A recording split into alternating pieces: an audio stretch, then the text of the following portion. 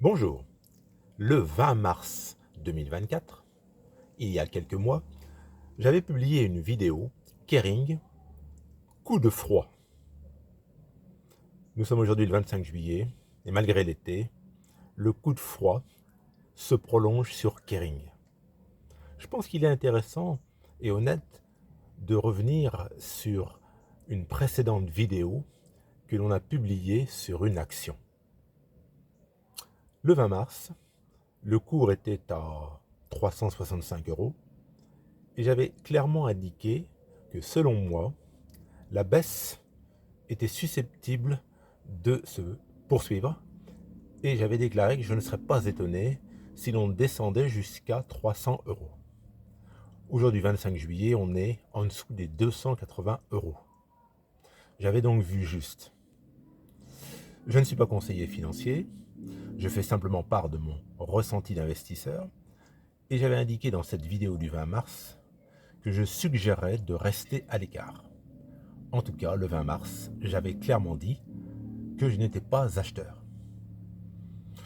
Je ne suis pas heureux d'avoir eu plus que raison. Un cours inférieur à 280 euros, pour beaucoup d'investisseurs, c'est une grosse déception. Mais je suis satisfait d'avoir été honnête vis-à-vis des auditeurs de ma chaîne. Quand on voit aujourd'hui les vidéos qui titrent l'effondrement, la catastrophe, l'écroulement de Kering, et ces mêmes youtubeurs, il y a quelques mois, vous disiez « Ah, Kering, oui, c'est une belle valeur, oui, on peut y revenir, c'est un portefeuille de belles marques. » Et aujourd'hui, ils virent complètement kazakh. Je reste à l'écart, personnellement, sur Kering. Kering, c'est le numéro 2 derrière LVMH. C'est comme ça, et pas autrement. LVMH est en forte baisse également, mais beaucoup moins, si l'on regarde les 10 dernières années, beaucoup moins que Kering. Kering aujourd'hui, en termes de cours boursier, est revenu 7 ans en arrière. Ce n'est pas le cas de LVMH. Et oui, Kering est le numéro 2 du luxe. Et quand le numéro 1 tremble parce que le secteur du luxe est confronté au ralentissement de la demande chinoise, eh bien le numéro 2 souffre encore plus. Je ne suis pas Madame Soleil, je ne vais pas vous dire que dans tel ou tel mois, le cours va remonter, je n'en sais rien. Ce que je note, c'est que nous sommes en France dans une situation politique désastreuse.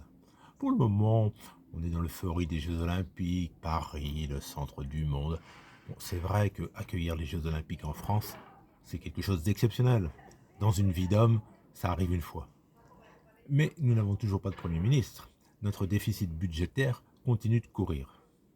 Cette incertitude française en matière politique fait et continuera de faire peur aux investisseurs.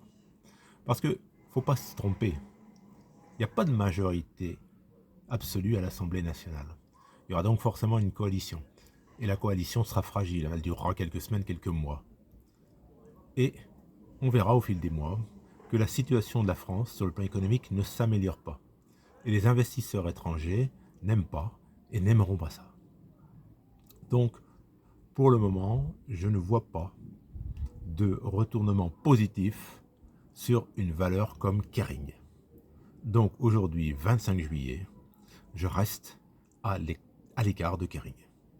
Pour ceux qui en ont, ils font ce qu'ils veulent, je ne suis pas conseiller financier. Personnellement, si j'étais investi avec une grosse perte potentielle, rappelons qu'on ne perd que quand on vend, on ne gagne que quand on vend. Si j'avais une grosse perte potentielle sur Kering, eh bien je ne céderai pas à la panique. Je pense que le secteur du luxe se redressera. Simplement, il y a eu une attente déraisonnable du luxe. Le luxe montait, montait, c'était devenu l'Eldorado, et il s'est passé ce qu'on appelle le FOMO. J'aime pas beaucoup les acronymes anglais, mais bon, c'est la peur de manquer l'occasion. et les gens comme des moutons ont couru après la hausse. Rendez-vous compte, 400, 500 euros, mais ça va encore monter, 600, 700, faut acheter, c'est maintenant, c'est maintenant, c'est maintenant. Mais, comme d'habitude, comme à chaque fois, il y a eu une correction, et la correction se poursuit. Donc je le répète, je ne suis pas conseiller financier, je voulais faire un point sur ma précédente vidéo du 20 mars, c'est une simple honnêteté, et je reste à l'écart de Kering. Je ne suis ni vendeur, ni acheteur. Je vous souhaite une bonne fin de journée. Au revoir.